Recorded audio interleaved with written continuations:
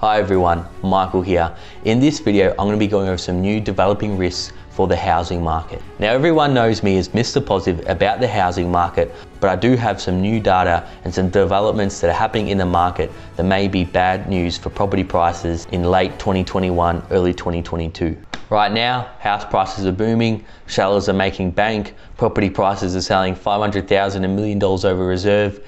Everything seems awesome, everyone's making money, and there's huge amounts of FOMO in the market right now, and it seems like you can't go wrong with property. You just buy anything and you become an instant millionaire, but unfortunately the good times don't always last. Right now, I think we're really in an everything bubble, where not only house prices are booming, the stock markets are booming, but you've got things like NFTs, which is non-fungible tokens, or digital art.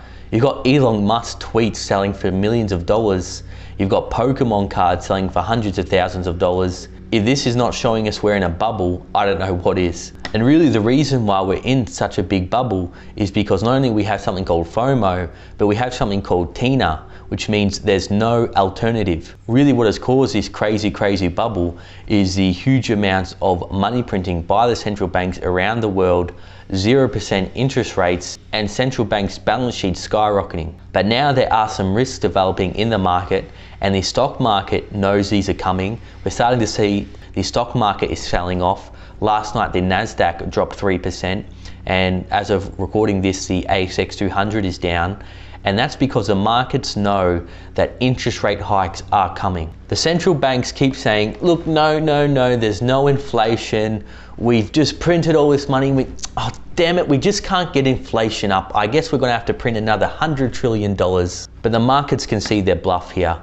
And really, the reason why central banks are saying this, because if they admitted that they're gonna have to lift interest rates sooner than expected, well then market sentiment would plummet immediately and consumer confidence would plummet immediately, because a lot of investors in the housing market, they know if interest rates go up 1%, then house prices are gonna drop at least 10%.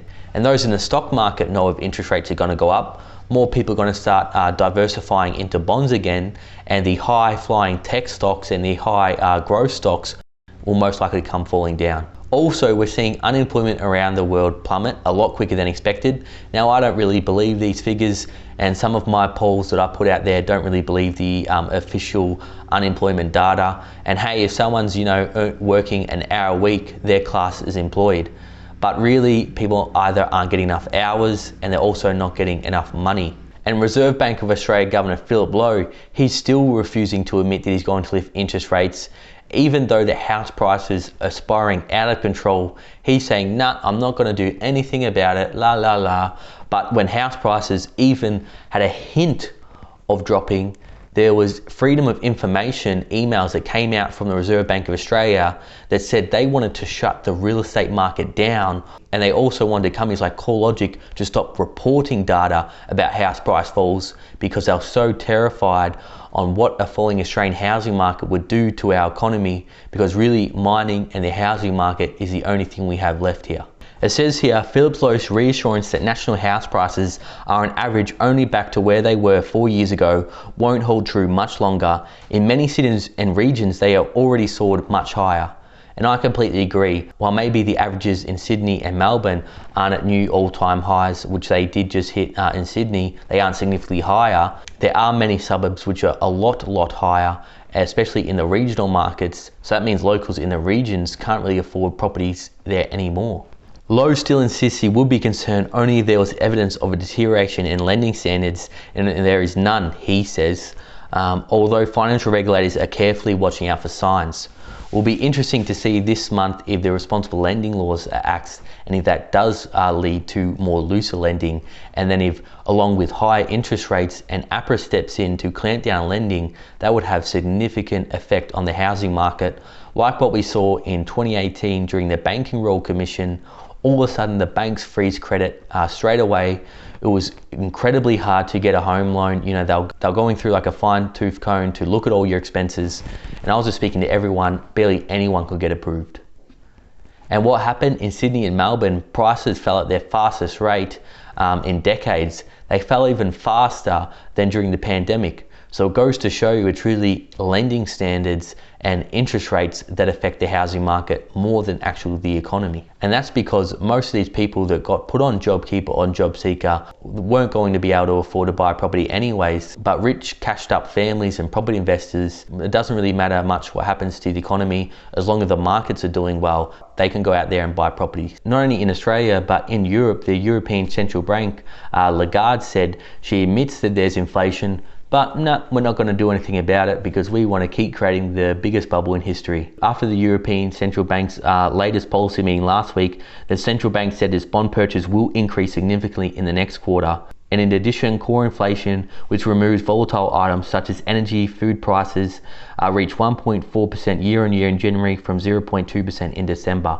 But hey, I don't really believe these figures, and I know all of you don't believe these figures. We all know inflation's at least 3 to 5%. Just look at house prices, just look at rents. They have been falling in the inner city CBDs, but in the regions, they've been skyrocketing, and in other areas. Look at the cost of food, the cost of petrol is going up, everything's going up. And in the US, it says the US bond market feels like a cold spring after the Fed's meeting. So the Federal Reserve is pretty much begging, no, please, we're not gonna have any inflation. Don't sell off the markets. Don't let the markets come crashing down. We're not gonna have inflation, blah, blah, blah, blah, blah. But the markets know there's gonna be inflation. The Fed Reserve says, no, we're not gonna lift interest rates. We're not gonna lift interest rates. But the markets know that interest rates are gonna go up sooner than expected. And this is what could have effect on the stock market and the housing market. Because like I said, if interest rates go up 1%, house prices can fall at least 10 to 15%. And if we look at this chart here, the Australian 10-year government bond, that's the bond that government issues to issue debt, and then they pay interest on that. The yield has gone from around 0.78%, and it's gone up absolutely nuts to around 1.83%. And in the US, the 10-year Treasury yield has gone from around 0.65% all the way up to 1.71%. And another risk which I think could happen for the stock market is it's coming up to a year since the stock market hit its bottom in March. In the US, it hit its bottom on the 20th of March, and in Australia, it hit the bottom on the 24th of March. This means after 1 year, investors can take profits because there's been absolutely amazing gains. The S&P 500 is up almost 100%. So if you're an investor, most of them, if they've had 100% gains in a year, are definitely going to be take profits, but they're probably going to wait till after they've held their stocks for 1 year. So that means over the next coming months, we could have a lot of selling pressure, and then investors may think, look, I don't know if I'm going to be getting a 7-8% return over the next coming year, so I may start to diversify and park some of my money in bonds. And in Australia, the ASX 200 is up over 50%. So you also better believe there will be some investors that did buy the dip, and great on you if you did buy the dip in March. They may be selling some of their shares or take some profits after holding them for 12 months as well. And for the Australian housing market, something that's been huge is low supply. But sales volume this year so far have risen by 33%. In good news for buyers, Mr. Kush has said more properties will be hitting the market over the next few weeks. We do expect that views per listing will moderate over the coming months as more stock becomes available and properties are listed for sale. So what hopefully could happen for the housing market to cool the housing market is interest rates may rise sooner than expected.